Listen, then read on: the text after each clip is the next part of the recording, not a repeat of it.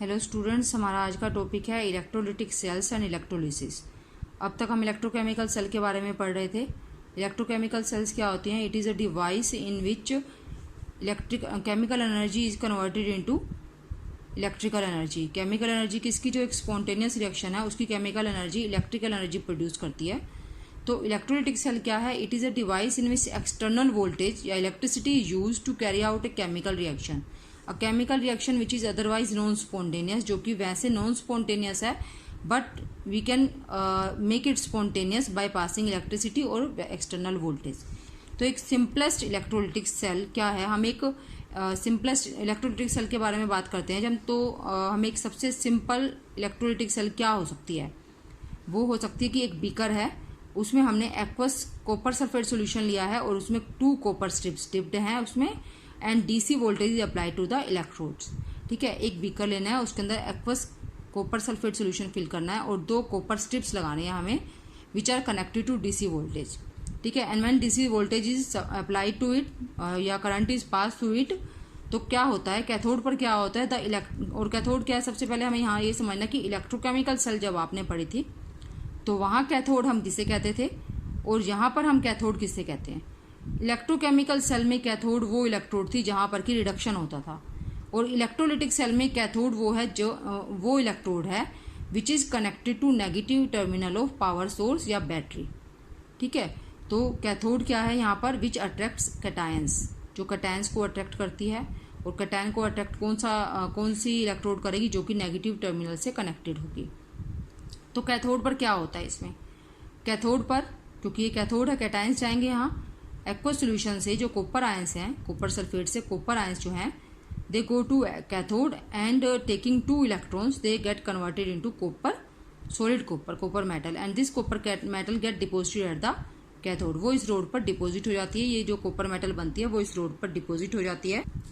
और एनोड पर क्या होता है? एनोड क्या है यहाँ पर? एनोड वो इलेक्ट्रोड है that is connected to positive terminal of power source. ठीक है, इट अट्रैक्ट्स एनायंस। ठीक है, या फिर यहाँ पर इट अट्रैक्ट्स एनायंस, और यहाँ पर क्या होता है? रिडक्शन होता है। ठीक है, सॉरी, ऑक्सीडेशन होता है यहाँ पर। Anode the electrode connected to positive terminal of power source. यहाँ क्या है? जो रोड पर ही जो कॉपर मेटल है, क्योंकि हमने देखा कि जो इलेक्ट्रोड्स हैं वो किसकी बनी हुई है? कॉपर स्ट्रिप्स हैं वो। तो कॉपर स्ट्रिप जिस कॉपर की बनी हुई है वो कॉपर मेटल यहाँ से डिजोल्व हो जाता है, कॉपर आयंस में कन्वर्ट हो जाता है, and release 2 electrons. These 2 electrons then go to cathode. ठीक है, और वहाँ पर वो रिएक्शन, मतलब कि इस तरह से जो न्यूट्रलिटी है वो मेंटेन रहती है। कैथोड पर 2 इलेक्ट्रॉन्स यूज हो रहे हैं, जबकि यहाँ पर ये 2 इलेक्ट्रॉन्स रिलीज हो रहे हैं। ठीक है, सो एक्चुअली इसमें हुआ क्या? ओवरऑल क्या हुआ? ओवरऑल ये हुआ कि एनोड से कॉपर मेटल डिजोल्व होती है, copper from anode dissolves into the solution, और जो सॉल्यूशन में कॉपर आयंस हैं वो कैथोड पर डिपॉजिट हो जाते हैं। ठीक है, तो इसका यूज़ क्या है? इलेक्ट्रोलिटिक या इलेक्ट्रोलिसिस जो है काफ़ी ज़्यादा यूजफुल फिनोमिनन है इलेक्ट्रोलिसिस, क्योंकि इससे कई मेटल्स हैं जैसे sodium, magnesium, aluminium, they are produced on large scale. ठीक है, by electrochemical reduction of their cations. जब, क्योंकि ये ऐसी मेटल्स हैं जो कि काफ़ी रिएक्टिव हैं और इनके लिए एक सूटेबल रिड्यूसिंग एजेंट नहीं मिलता है जिससे कि इनको रिड्यूस करवाकर प्योर मेटल ऑब्टेन की जा सके, इसलिए इलेक्ट्रोलिटिक मेथड से, इलेक्ट्रोलिसिस से इन मेटल्स को प्योर फॉर्म में प्रोड्यूस किया जाता है। Sodium, magnesium, aluminium, these are produced on large scale by electrochemical reduction of their cations when they can't be obtained. जब हम उन्हें नहीं ऑब्टेन, हम उसको प्राप्त नहीं कर सकते हैं। क्यों नहीं प्राप्त कर सकते? क्योंकि हमारे पास उसके कैटायंस को रिड्यूस करने के लिए सूटेबल रिड्यूसिंग एजेंट नहीं है। ठीक है, और क्या यूज है इसका इलेक्ट्रोलिसिस का? The process of electrolysis is very useful in obtaining metals of high purity. High purity, क्योंकि आपने सुना होगा ये, ठीक है, मतलब कि इलेक्ट्रिसिटी पास करके उसको शुद्ध किया जा सकता है, धातुओं को शुद्ध रूप में प्राप्त किया जा सकता है। ठीक है, जैसे इलेक्ट्रोप्लेटिंग सुना होगा आपने कि इलेक्ट्रिसिटी पास करके किसी एक मेटल पर दूसरी मेटल की लेयर हम चढ़ा सकते हैं, लेयरिंग कर सकते हैं एक मेटल पर दूसरे मेटल की। ठीक है, बिल्कुल वैसे ही इलेक्ट्रो रिफाइनिंग होती है जिसमें कि इलेक्ट्रिसिटी पास करके हम मेटल को उसकी प्योर फॉर्म में 99.9% हम प्योर मेटल उससे हमें मिल जाती है। ठीक है, तो ये वहाँ पर बहुत अच्छा मेथड है। उसमें क्या करते हैं कि जैसे अभी आपने क्या देखा कि जो एनोड है, हमने यहाँ क्या पढ़ा, इलेक्ट्रोलिसिस का जो नेट रिजल्ट है वो ये है कि एनोड जो है वो डिसोल्व होती है और कैथोड जो है वो क्या होती है, वो उसके ऊपर डिपोजिशन होता चला जाता है।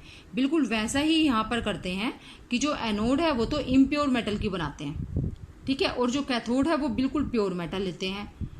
इम्प्योर मेटल की एनोड होगी तो जब इलेक्ट्रिसिटी पास की जाएगी तो एनोड से मेटल डिसोल्व होगी सॉल्यूशन में, मेटल आयन सॉल्यूशन में आएंगे और मेटल आयन सॉल्यूशन में से कहाँ पर जाकर डिपॉजिट होंगे, वो इलेक्ट्रॉन्स लेकर, यानी कि उनका रिडक्शन होगा और वो डिपॉजिट हो जाएंगे कैथोड पर। इस तरह से जो एनोड है वो डिसोल्व होती चली जाती है और कैथोड जो है उसका वेट बढ़ता चला जाता है क्योंकि वहाँ पर मेटल डिपॉजिट हो रही है, ठीक है। और इस तरह से बार बार एनोड्स को रिप्लेस करके जितनी भी हमारे पास मेटल थी, इम्प्योर मेटल थी, उसको प्योरीफाई किया जा सकता है।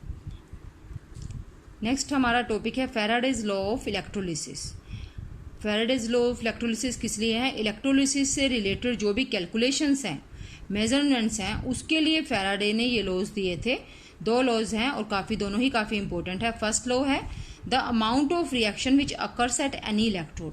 किसी भी इलेक्ट्रोड पर जितनी रिएक्शन हो रही है, अमाउंट ऑफ रिएक्शन का मतलब है कि वहाँ पर अगर रिडक्शन हो रहा है किसी इलेक्ट्रोड पर तो कितना रिडक्शन हो रहा है। जो अमाउंट ऑफ रिडक्शन का मतलब है वहाँ पर कि कितने मेटल आयंस रिड्यूस हो रहे हैं, और अमाउंट ऑफ ऑक्सीडेशन का मतलब है कि कितने मेटल एटम्स ऑक्सीडाइज हो रहे हैं। तो amount of reaction which occurs at any electrode during electrolysis by a current is proportional to the quantity of electricity passed through the electrolyte. Electricity या फिर हम इसको बोलते हैं चार्ज, ठीक है।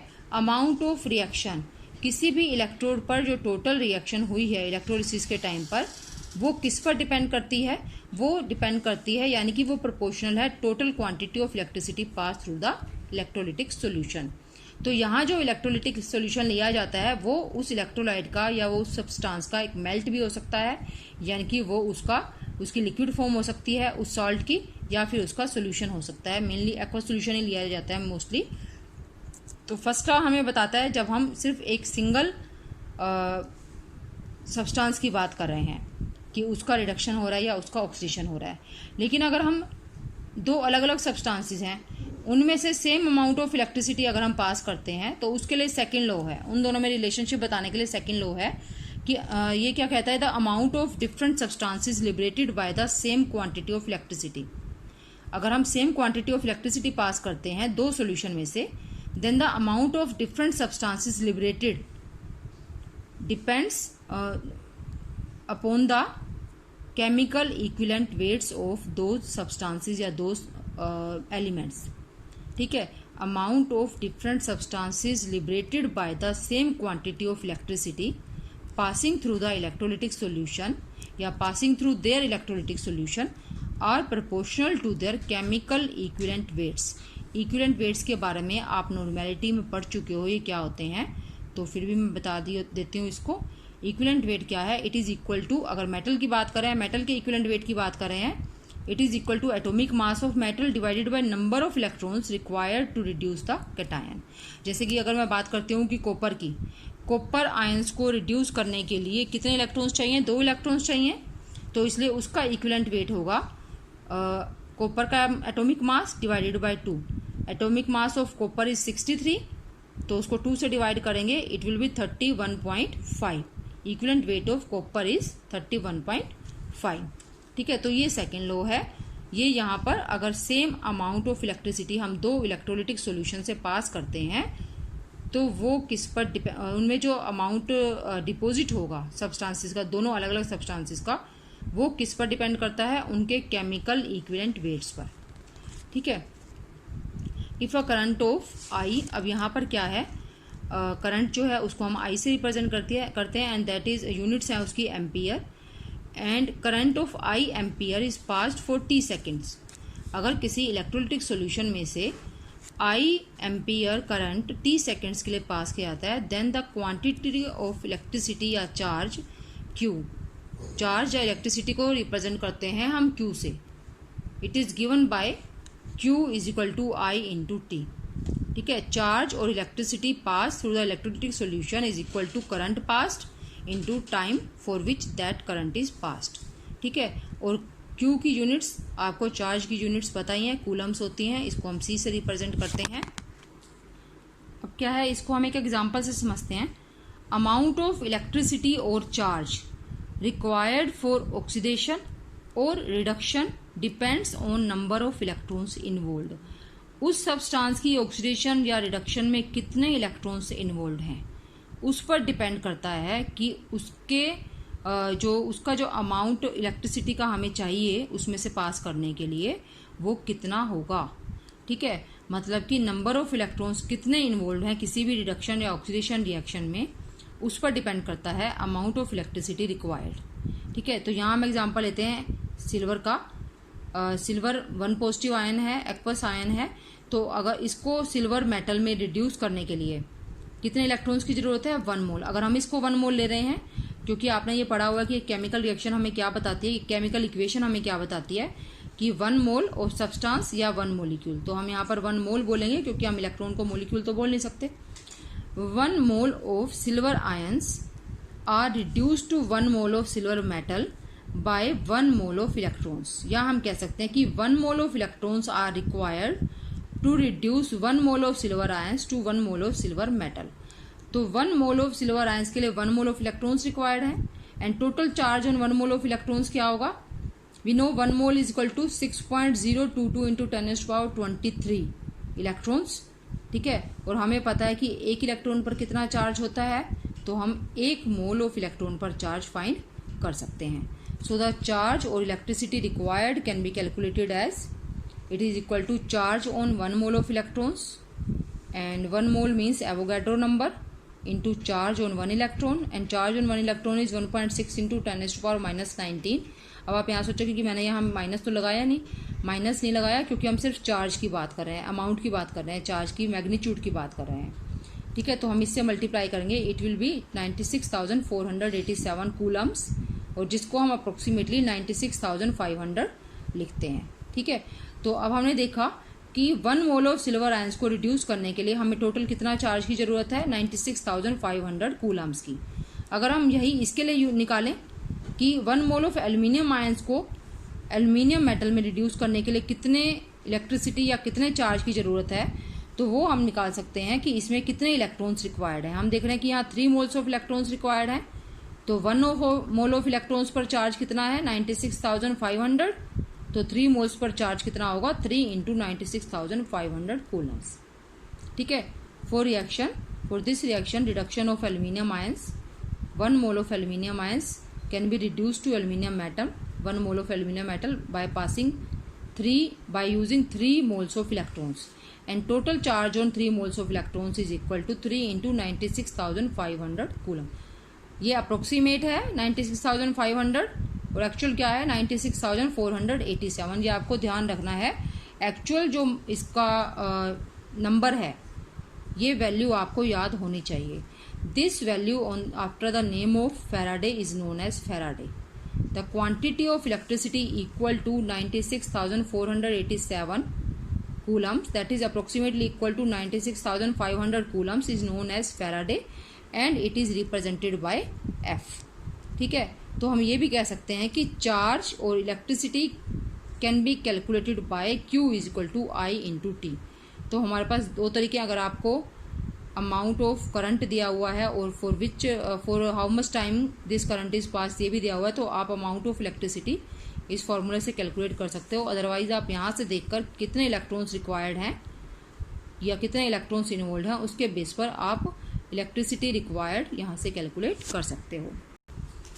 इसको हम एक एग्जांपल से समझते हैं जो हमने अभी किया है कि हम कैसे अमाउंट ऑफ इलेक्ट्रिसिटी फाइंड कर सकते हैं।